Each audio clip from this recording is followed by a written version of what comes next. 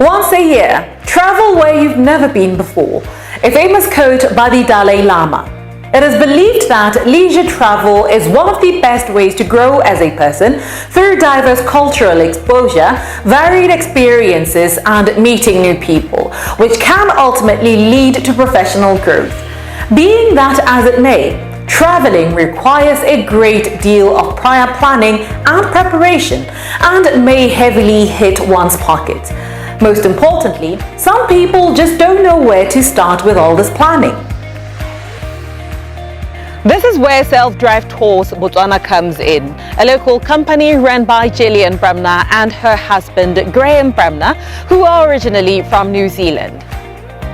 The co-founders sell their service as a one-stop shop to clients looking to explore Botswana but not wanting to worry about the logistics of how to make that happen. Their clients are from all over, from right here at home, across the Southern Africa region, the European market, and the United States of America. The icing on the cake, the price tag is not as steep as stereotypically believed of our local tourism, according to our guest.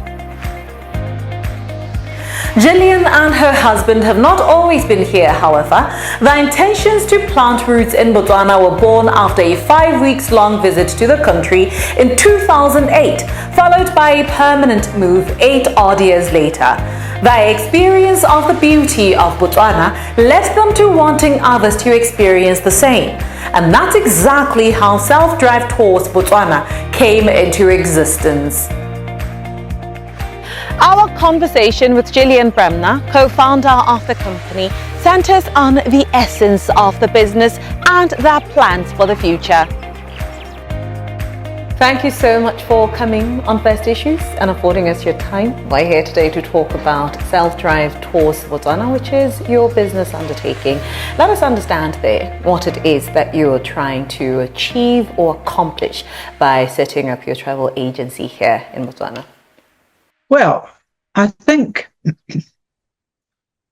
what we, identified in Botswana is that it seems to be simplistically two main categories of tourists.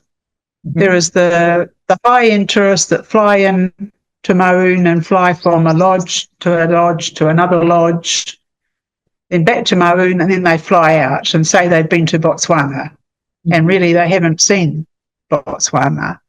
And then there are the others that drive 4x4s with their rooftop tents and drive through the various game parks, national parks.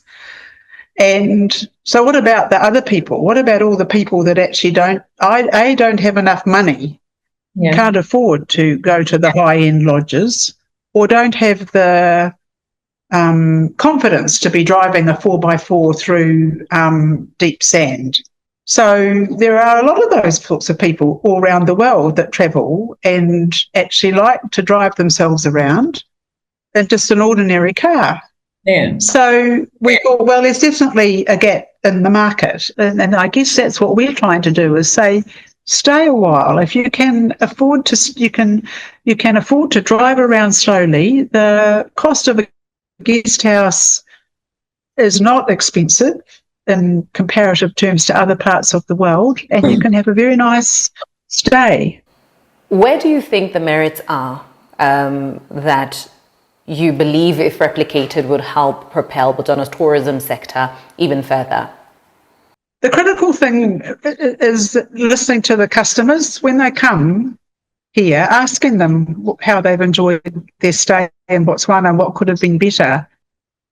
Also, we need to sell the fact that it's a safe country to visit. Like I talked on the radio in New Zealand about our business, and people that have come to us having heard that message didn't realise you could drive yourself safely around. So they worry about safety. They also worry about the state of the roads. Mm. So that somehow or other, that's some marketing that could be done to internationally as to Botswana being a safe country and being an easy country, the actual roads are very good. As a business, if all things were to be equal, what are your hopes for your operations?